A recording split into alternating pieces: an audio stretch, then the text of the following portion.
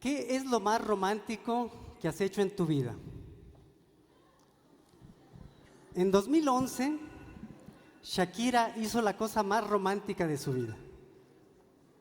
Hace unos meses, en un juicio por evasión fiscal, la cantante declaraba en un juzgado de Barcelona lo siguiente: recuerdo que volábamos de Marrakech a Croacia, sobrevolábamos Barcelona y le pedí al piloto del avión si podía descender brevemente, solamente para darle un beso a Gerard. Fue lo más romántico que he hecho en la vida. Este vuelo, Shakira lo hacía en su jet privado, un Learjet 60XR. El viaje completo, incluido el pequeño detour romántico que pidió Shakira, consumió aproximadamente 2.500 kilogramos de queroseno. Esto es, se emitieron a la atmósfera 7.7 toneladas de CO2. Esta charla tiene que ver con la relación entre las emisiones de gases de efecto invernadero y nuestro comportamiento cotidiano. No tiene nada que ver con el amor que Shakira le tenía a Piqué. Estamos enfrentando una crisis climática sin precedentes. La temperatura media global del planeta ha aumentado más de 1.1 grados centígrados en los últimos 200 años y estamos dando pasos aceleradísimos para sobrepasar el umbral de 1.5 grados centígrados que ha sido declarado como el límite en el cual las consecuencias del cambio climático serán irreversibles. ¿Y cuáles son estas consecuencias tan temibles que nos enfrentamos? Son innumerables. Son innumerables. Perdón. ¿Cuáles son estas consecuencias tan temibles a las que nos enfrentamos? Cambio climático significa eventos climáticos extremos que no tenemos control. Ahora mismo, en el 2023, se considera que con toda probabilidad será el año más caluroso del planeta. Si bien muchas consecuencias parece que serán lejanas, la mayoría nos afectan de forma directa.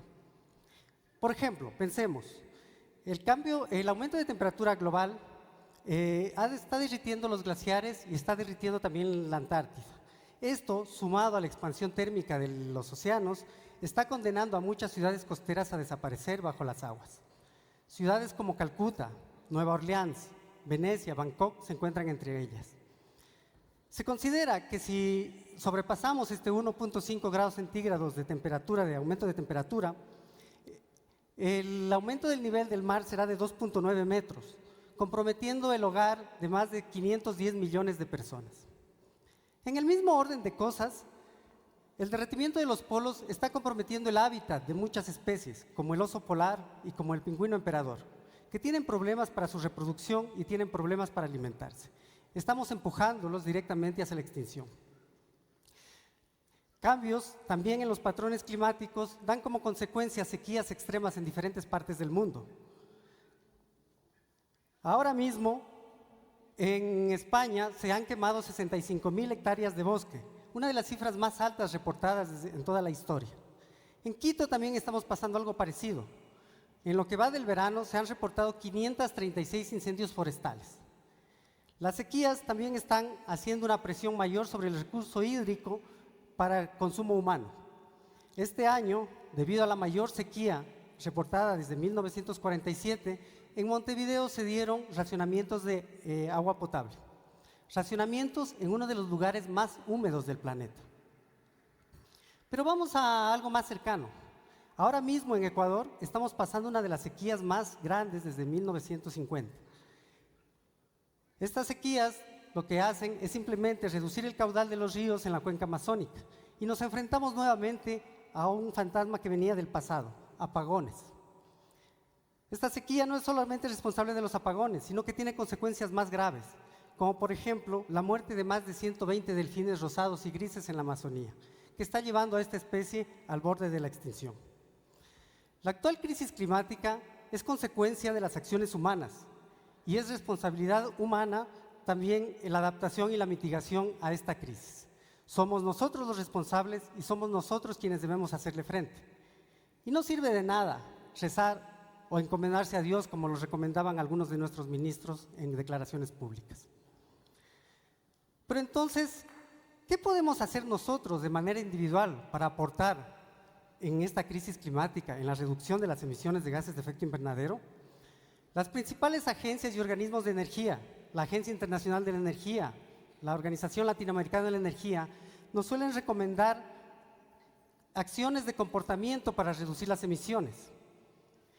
Por ejemplo, apagar las luces al salir de las habitaciones, no sobrepasar los 5 minutos en la ducha de agua caliente, usar la bicicleta para transportarnos en la ciudad o reducir nuestro consumo de carne son algunas de las recomendaciones.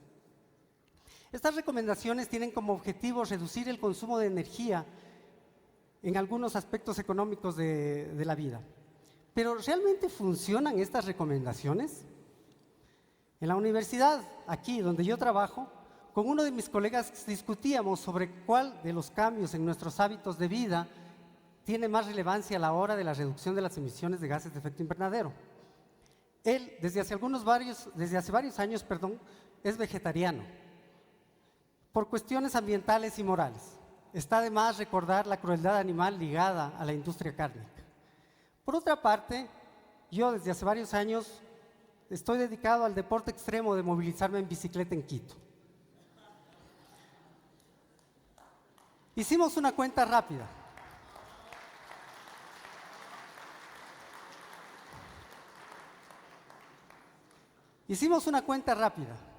Un ecuatoriano promedio consume 17 kilogramos de carne bovina al año. Las emisiones producidas por cada kilogramo de carne producida son de 0.1 toneladas de CO2. Esto quiere decir que una dieta vegetariana en Ecuador ahorra en emisiones más o menos 1.7 toneladas de CO2 en todo un año. Por otro lado, la movilidad en auto privado genera 0.12 toneladas de CO2 por cada 100 kilómetros. Si considero que me muevo más o menos 4.500 kilómetros durante todo el año en bicicleta, resulta que el ahorro por moverme en bicicleta es de más o menos 0.5 toneladas de CO2 al año. A la luz de las cuentas, es evidente que una dieta vegetariana impacta más en la reducción de gases de efecto invernadero que movilizarme en bicicleta. Y si sumamos las dos acciones, entre mi colega y yo, hemos dejado de emitir más o menos 2.2 toneladas de CO2 al año en el último año. ¿Y qué tiene que ver Shakira en todo esto?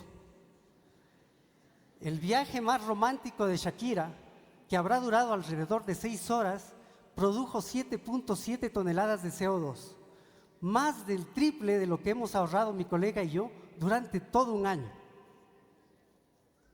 Según un reporte de Transport and Environment, la movilidad en jet privados es responsable de más de la mitad de las emisiones del sector de la aviación, un sector que de por sí ya es altamente contaminante.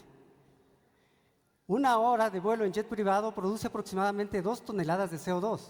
Esto es una cantidad enorme si lo comparamos con las emisiones de un ecuatoriano promedio, que son de 2.3 al año, o de un europeo promedio, que son de 8.2 toneladas de CO2 al año. Pero entonces, si la responsabilidad… un dato más, me olvidaba de un dato más. La riqueza promedio de los propietarios de los jets privados es de 1.300 millones de euros. Esto es, los propietarios de jets privados están en el 1% más rico de la población. Según el World Inequality Report, el 10% de la población más rica produce el 48% de las emisiones globales. De hecho, el 1% más rico produce el 17% de las emisiones. Esto contrasta de forma obscena con las emisiones del 50% más pobre, que solo es del 12%. Pero entonces, si la responsabilidad de las emisiones está correlacionada con la desigualdad económica, ¿tiene sentido pedir a toda la población las mismas acciones? ¿Por qué las agencias gubernamentales de energía se enfocan en reducir las emisiones de los estratos medios o de los estratos bajos y se olvidan de los estratos más altos? La estructura económica en la que nos movemos promueve la repartición de la riqueza desde los estratos más altos hacia los estratos más bajos, al contrario de lo que sucede con el riesgo económico del dinero privado. Cuando un banco quiebra, es el dinero de los ciudadanos quien lo paga. De la misma manera, estamos promoviendo la repartición de la responsabilidad climática de los estratos más bajos hacia los estratos más altos. Entonces, las agencias y organismos gubernamentales se enfocan en la reducción de las emisiones de los estratos medios y bajos y se olvidan de los estratos altos. Reducir el consumo de carne y movilizarnos en bicicleta tiene sentido solamente si un gran número de personas lo realiza. Por otra parte, la movilidad en jet privado solamente la realiza un número reducidísimo de personas, pero impactaría de una forma mucho mayor.